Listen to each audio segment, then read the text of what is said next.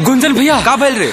तू जेकरा से प्यार करेला ऊ केहू और से शादी करत हिया। नहीं, असंभव। काहे की पूजा हमार बाड़ी हमार ही रही। अगर ओकर शादी होई तो हमरा से, केहू और से ना। अगर विश्वास नहीं खे तो खुदे जाके अपना अखिया से देख लो।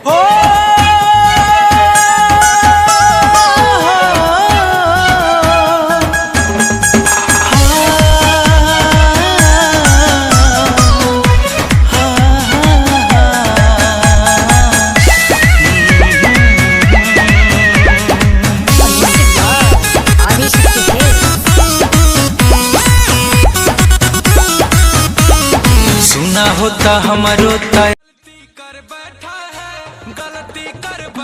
गुंजन भैया का बोल रे?